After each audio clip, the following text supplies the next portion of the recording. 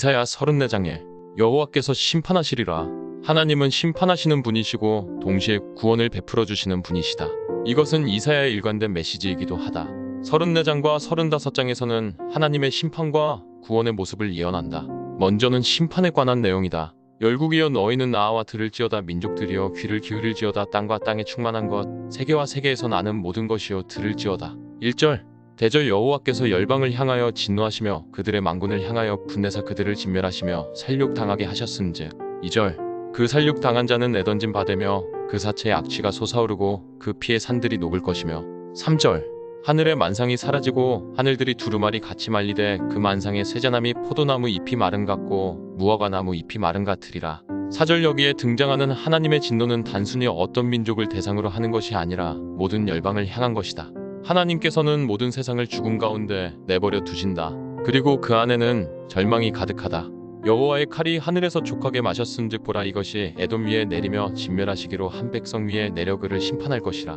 5절 여호와의 칼이 피 곧 어린 양과 염소의 피에 만족하고 기름 곧 수장의 콩팥 기름으로 윤택하니 이는 여호와를 위한 희생이 보스라에 있고 큰 살육이 에돔 땅에 있음이라. 6절 들소와 송아지와 수소가 함께 도살장에 내려가니 그들의 땅이 피에 취하며 흙이 기름으로 윤택하리라. 7절 여기서 에돔은 불경건한 자, 핍박자, 하나님을 반대하고 대적하는 자들을 묘사하는 상징적인 표현이다.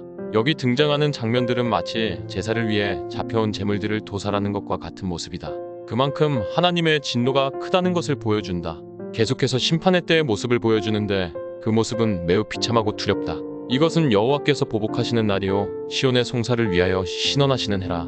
8절 에돔의 시내들은 변하여 역청이 되고 그 티끌은 유황이 되고 그 땅은 불붙는 역청이 되며. 9절 낮에나 밤에나 꺼지지 아니하고 그 연기가 끊임없이 떠오를 것이며 세세에 황무하여 그리로 지날 자가 영영이 없겠고. 10절 이 장면은 창세기의 소돔과 고모라의 모습을 연상시킨다. 모두가 불타서 철저하게 멸망하게 되는 모습이라고 할 수 있다. 당아새와 고슴도치가 그 땅을 차지하며 부엉이와 까마귀가 거기에 살 것이라 여호와께서 그 위에 혼란의 줄과 공허의 줄을 들이우실 것인즉. 11절 짐승들이 산다는 것은 이제 사람이 살 수 없는 폐허가 되었다는 것을 의미한다. 주와 줄은 측량하는 것으로 창조의 모습만큼 정확하게 멸망도 이루어질 것을 의미한다.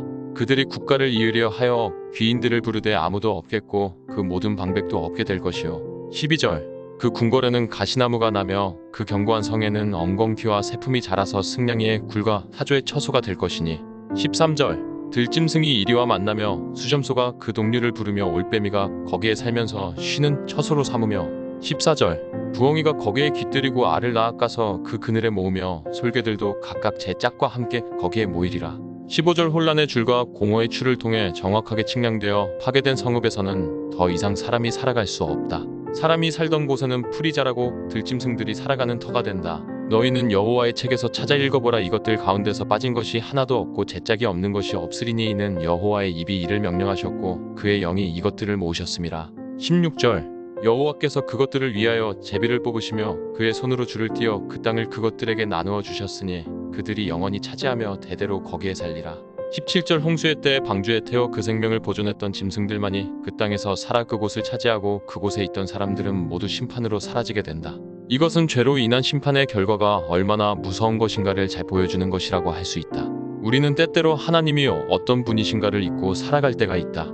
하나님은 온 세상의 창조자이시고 동시에 모든 세상을 심판하시는 분이시다. 죄 가운데 살아가는 세상은 하나님의 심판을 피할 수 없다. 다만 예수 그리스도로 말미암아 그 심판이 유보되었고 또 우리는 그 심판의 자리에서 예수 그리스도의 은혜를 받은 사람들일 뿐이다. 우리가 신앙을 통해 구원을 받은 것은 당연한 것이 아니다. 그것은 하나님의 길이 참으시는 긍휼하심이 있기 때문이고 예수 그리스도의 희생과 사랑이 있기 때문에 우리가 받는 축복이고 갚을 수 없는 은혜인 것이다. 우리가 이 놀라운 은혜를 받았음을 기억하면서 다시 죄의 자리로 나아가지 않고 오직 주의 뜻을 따라 살기를 다짐하는 그리스도인이 되기를 소망한다. 오늘의 기도 우리가 심판을 피할 수 없는 죄인임에도 불구하고 예수 그리스도의 은혜를 통해 우리를 용서하시고 구원의 자리로 인도해 주심을 진심으로 감사드립니다. 항상 그 갚을 수 없는 사랑에 감사하는 자가 되게 하시고 다시 죄로 돌이켜 살아가지 않게 인도하여 주옵소서. 날마다 주의 말씀과 뜻을 마음에 새기며 살아가게 하시고 주를 기쁘시게 하는 그리스도인이 되게 도와주옵소서. 심판에서 구원하신 예수 그리스도의 이름으로 기도합니다. 아멘.